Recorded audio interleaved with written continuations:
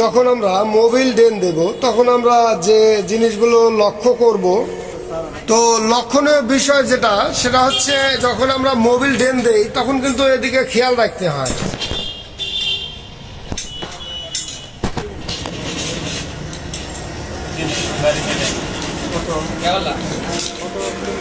তো ঠিক এরকম মোবিল যদি ঢেক পেরে বের হয়, মানে যেরকম তেলের বোতল উপর করলে পারে এরকম যে তেল পরে আসলে হাওয়া নিতে পারছে না, তো এরকম ভাবে যখন মোবিল বানাই তখন আমরা কি করব, আমরা গ্যাস পাইপের দিকে যাব, গ্যাস পাইপের অবস্থান দেখার জন্য, বা এভাবে আমরা গ্যাস পাইপ খুলে দেব।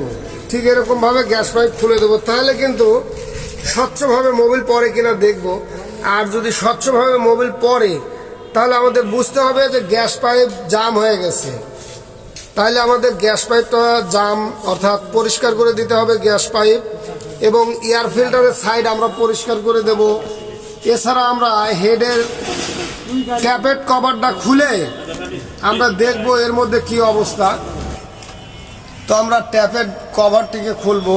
এছাড়া এয়ার ফিল্টারের সাইড খুলে নিচ্ছি, এয়ার ফিল্টারের ভিতরে যে জল জমা হয় সেগুলো আমরা দেখব কেমন জল জমা হয়েছে। এছাড়া গ্যাস পাইপ যখন বন্ধ হয়ে যায় এর মধ্যে কি অবস্থান হয় এয়ার ট্যাপেট কভারের মধ্যে।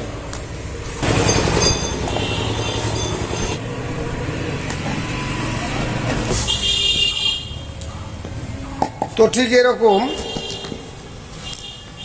এই গ্যাস পাইপের যে গ্যাস নির্গত হয় এখানে কিন্তু জল জমা হয়েছে, এবং মোবিলের রেশ এবং যে দিক দিয়ে হাওয়া লেনদেন করে ইঞ্জিনে সে জায়গায় কিন্তু একদম মোবিলের রেশ এবং জল জমে কার্বন পড়ে গেছে। তো এটা আমরা পরিষ্কার করে দেবো, হাওয়া দিয়ে পরিষ্কার করে, তেল দিয়ে পরিষ্কার করে আমরা এই বাটিটা লাগাবো। এর কারণে কিন্তু হেডের ক্যাম বেয়ারিংয়ে এই জল গিয়ে বেয়ারিং নষ্ট হয়ে যায়, যা ইঞ্জিন স্টার্ট দিলে শাঁসা শাঁসা শাঁসা শাঁসা শব্দ হয়।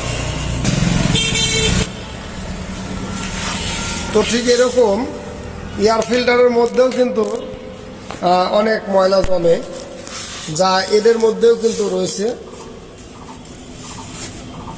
এই যে পানি এবং ময়লা, যেগুলো গ্যাস পাইপ দিয়ে হাওয়া লেনদেনে বাধাগ্রস্ত হচ্ছে, এবং এই জলই আবার হেড কভারের মধ্যে চলে আসে এখানে কার্বন জমে যায় এবং হেড কভারের মধ্যে গিয়ে বিয়ারিংটা শুদ্ধ নষ্ট করে ফেলে। তো আমরা এয়ার ফিল্টারটা খুলে নিচ্ছি। এখন আমরা হাওয়া দিয়ে পরিষ্কার করব। তো আমরা এই গ্যাস পাইপের মধ্যে হাওয়ার পাইপ দিয়ে হাওয়া দেব, যাতে ভিতর থেকে যে ময়লাগুলো আছে বের হয়ে যায়। তো আমরা সাপোর্ট দিয়ে রাখছি যাতে সিটে চারদিক না মাখায়। তো আমরা হাওয়া দিচ্ছি।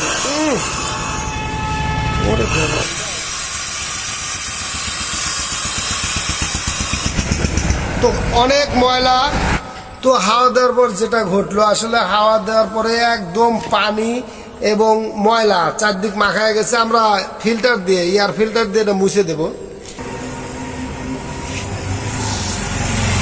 আমরা পঞ্চ দিয়ে ভালোভাবে পরিষ্কার করে দেব।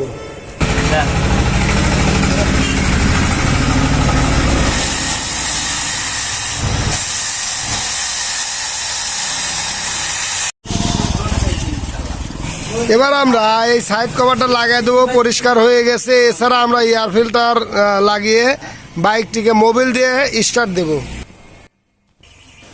আমার প্রতিটি ভিডিওই শিক্ষণীয়, যেখান থেকে আপনি শিক্ষা গ্রহণ করতে পারবেন এবং নিজে কাজ করতে পারবেন। আপনি একজন দক্ষ মেকানিক হিসেবে গড়ে উঠতে পারেন এই ভিডিও দেখে।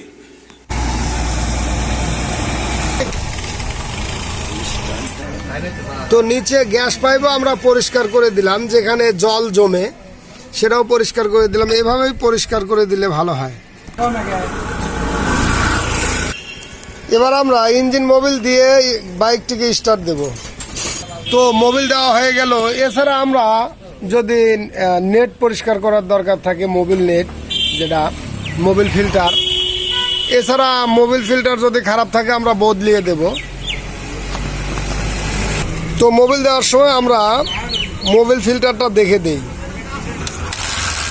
তো আমরা বাইকটিকে স্টার্ট দিয়েছি, তো ইঞ্জিনের সাউন্ড কিন্তু খারাপ হয়ে গেছে এই মোবিলের মধ্যে পানি যাওয়ার কারণে।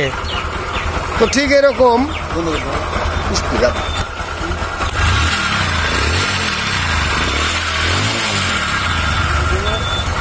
তো যদি এরকম পরিষ্কার করে না দেওয়া হয় নিয়মিত, তাহলে কিন্তু ইঞ্জিনের বিয়ারিংয়ে পানি যায়, ইঞ্জিন বিয়ারিং নষ্ট হয়ে যায়। তো ধন্যবাদ সকলকে, ভালো থাকবেন, সুস্থ থাকবেন।